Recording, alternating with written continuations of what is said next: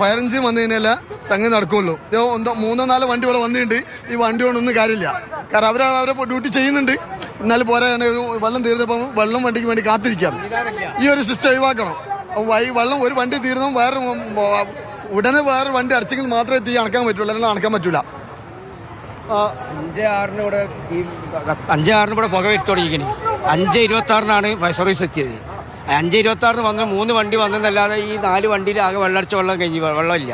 2 minute കൂടെ കഴിഞ്ഞ തീക്കട മൊത്തം ഈ തുണിക്കട മൊത്തം കത്തിപ്പോകും. ഇത് ഫുള്ള് തുണിക്കടയാണ്. ഏതൊക്കെ സ്ഥാപനങ്ങൾ ഇവിടെ കത്തിയിട്ടുണ്ട്? ഇവിടെ എല്ലാം ഉണ്ട്. ഇപ്പം മൊത്തത്തിൽ കത്തി നോക്കണം നമുക്ക് കുറച്ച് കഴിഞ്ഞാലേ പറയാൻ പറ്റുള്ളൂ. അതോ കണ്ടോ, നേരത്തെ രൂക്ഷമായി. അതൊക്കെ ആദ്യത്തിനെക്കാട്ടി കടകൾ അവിടെയുള്ള ആളുകൾ പറയുന്ന പോലെ തന്നെ തുണിക്കട, മെഡിക്കൽ ഷോപ്പ് ഉണ്ട്, ഒപ്പം തന്നെ ഹോട്ടലുകൾ, പുസ്തകക്കട, അങ്ങനെ ഒരുപാട് കടകളുണ്ട്. ആ കടകളിലേക്കൊക്കെ തീ പടർന്നു പിടിക്കുകയാണ്. രാഹുൽ കെ വിന്റെ രാഹുൽ പറയൂ. അതായത് നിലവിൽ ഫയർഫോഴ്സിന് നിയന്ത്രണ വിധേയമാക്കാൻ കഴിയുന്നില്ല തീ എന്നുള്ളതാണ്. ഈ വെസ്റ്റേൺ റോഡ് ചേർന്നുള്ള ഈ കോംപ്ലക്സിൽ പ്രവർത്തിക്കുന്ന നിരവധിയായ കടകളാണ്. മരുന്ന് കടയുണ്ട്, അതുപോലെ തുണിക്കടയുണ്ട്. തുണിക്കടയിൽ നിന്ന് വളരെ പെട്ടെന്നാണ് തീ ആളി പടർന്നത് എന്നുള്ളതാണ്. ഏതായാലും 4 യൂണിറ്റ് ഫയർ എഞ്ചിൻ സ്ഥലത്തുണ്ട്. വെള്ളിമാടുകുന്ന് ബീച്ച്, മീൻചന്ത എന്നിവിടങ്ങളിൽ നിന്നുള്ള ഫയർ യൂണിറ്റുകളാണ് സ്ഥലത്തേക്ക് വന്നിട്ടുള്ളത്. പക്ഷേ തീ ഇങ്ങനെ നിയന്ത്രണ വിധേയമാക്കാൻ കഴിയുന്നില്ല എന്നുള്ളതാണ് ഇവിടുത്തെ സ്ഥിതി എന്ന് പറയുന്നത്. ഒപ്പം തന്നെ ഈ പുറത്തുനിന്ന് കാണുന്നതിന് അത്തരം ഈ ബസ് സ്റ്റാൻഡിനകത്ത് വെച്ചുകൂടി തീ അണയ്ക്കാൻ ശ്രമിക്കുന്നുണ്ടെന്നതാണ്. ചേട്ടാ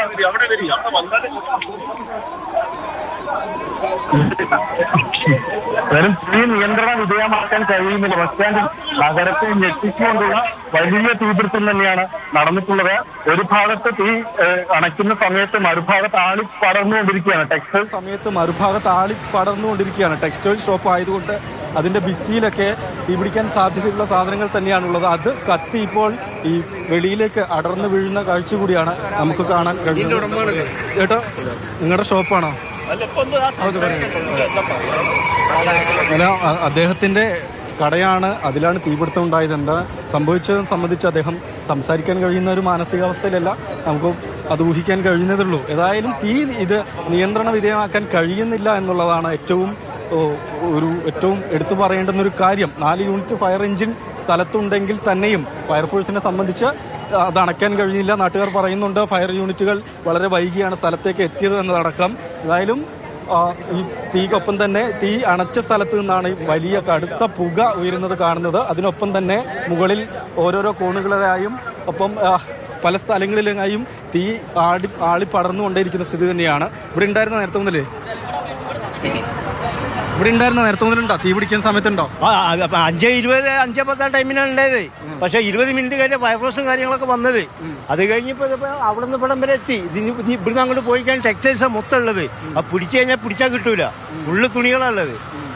വണ്ടിയിൽ വെള്ളമില്ല, വണ്ടിയില്ല, ഒരു സംവിധാനം ഇറങ്ങിയപ്പോ എന്താ ചെയ്യാ? കഴിഞ്ഞ് അതും കൂടെ ഉള്ളൂ. 20 മിനിറ്റ് 30 മിനിറ്റ് കഴിഞ്ഞ ശേഷമാണ് വണ്ടി ഇവിടെ എത്തണേ. വണ്ടി എത്തിട്ടും വണ്ടിയിൽ വെള്ളങ്ങളില്ല.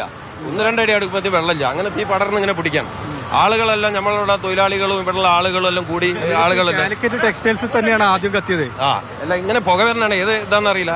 പുക വരണപ്പോ ഈ ആളുകളൊക്കെ ഇതിന്റെ ഉള്ളിൽ നിന്ന് മാറ്റി ഇതാക്കി രക്ഷാപ്രത്തിൽ കൂടെ ആളുകളെല്ലാം മാറ്റി. പക്ഷേ ഈ വെള്ളമടിക്കാനുള്ള സംവിധാന സൗകര്യങ്ങളൊന്നും ഉണ്ടായിട്ടില്ല ഇവിടെ.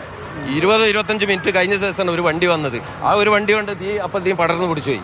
കാരണം സീറ്റ് പോലത്തെ സാധനങ്ങളാണ്. അതൊക്കെ വേഗം പെട്ടെന്ന് ഉരുകി ഇങ്ങനെ പിടിക്കലൊടുങ്ങി. ഈ ബാക്കി കടകളൊക്കെ ഈ താഴത്തെയായാലും 2ാം നിലയിലൊക്കെ കടകൾ തുറന്ന് പ്രവർത്തിച്ചിരുന്നു. പക്ഷെ ഞങ്ങളൊക്കെ ഈ നാട്ടുകാരും ഈ തൊഴിലാളികളെല്ലാം കൂട്ടിയിട്ട് ഗ്യാസിന്റെ ഇതും സാധനങ്ങളെല്ലാം ഇതിൽ നിന്ന് എടുത്തു മാറ്റി.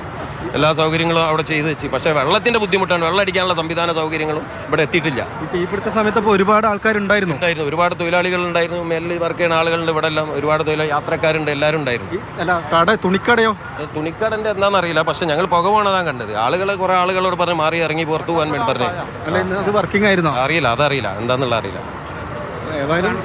ഞെട്ടിച്ചൊരു തീപിടുത്തം. അത് കെടുത്താൻ ഇപ്പം കഴിയുന്നില്ല. കെടുത്താൻ കഴിയാൻ വെള്ളമില്ല, ഇതില്ല, വണ്ടി വന്നൊന്നും വെള്ളമില്ല. ഈ വീണ്ടും പടർന്ന് പിടിക്കാൻ ചെയ്യണത്. പക്ഷെ സംവിധാനങ്ങൾ ഇപ്പോഴും എത്തിയിട്ടില്ല. ആദ്യം മുതലേ ഇവിടെ ഉണ്ടല്ലേ? സ്റ്റാർട്ടിങ് വില ഇവിടെ ഉണ്ട്. പക്ഷെ ഇവിടെ എന്താ വെച്ചാൽ ഫയർഫോഴ്സിനെ പറയുന്ന കാര്യം അവർക്ക് വെള്ളം നിറച്ച് വരാനുള്ള അത്രയും കുറവാണ്. 2-3 വണ്ടി ഇവിടെ വന്നിട്ട് പക്ഷെ തീരുമ്പോഴേക്ക് നിറയ്ക്കാനുള്ള സ്പേസ് ഇല്ല. അതാണ് എല്ലാവർക്കും ബുദ്ധിമുട്ടുണ്ടല്ലോ. ഈ കടകളൊക്കെ ഈ തുണിക്കട ഇന്ന് തുറന്നതാണ്, അറിയാമോ? ലീവാണെന്ന്. ലീവ് അതുകൊണ്ടാണ് ആൾക്കാരില്ലാത്തത്. ഇല്ലെങ്കിൽ എല്ലാവരും അതിനുള്ള ആൾക്കാരുണ്ടാവില്ല. താഴത്തുള്ള ഷോപ്പൊക്കെ പൂട്ടി. ഞാൻ അതപ്പം ഇവിടെ വരുമ്പോൾ ഞാൻ വണ്ടിയുടെ സൈഡാക്കിയിട്ടാണ് ഇപ്പോൾ ചാടി ഇറങ്ങി. ഏതായാലും നാട്ടുകാർ ഒന്നടങ്കം ഈ തീ കെടുത്തുന്നതിന് വേണ്ടി സന്നദ്ധമായി നിൽക്കുന്ന ആളുകളൊക്കെ പരാതിപ്പെടുന്നത് ഫയർഫോഴ്സ് സ്ഥലത്തേക്ക് എത്താൻ വൈകി എന്നുള്ളത് തന്നെയാണ്. ഒപ്പം 4 യൂണിറ്റ് ഫയർ എഞ്ചിനുകൾ ഇപ്പോൾ സ്ഥലത്തുണ്ടെങ്കിൽ തന്നെയും വെള്ളം തീർന്നു വീണ്ടും നിറയ്ക്കുന്നതിനൊടുക്കുന്ന കാലതാമസമൊക്കെ തന്നെയാണ് അവർ എടുത്തു കാണിക്കുന്നത്.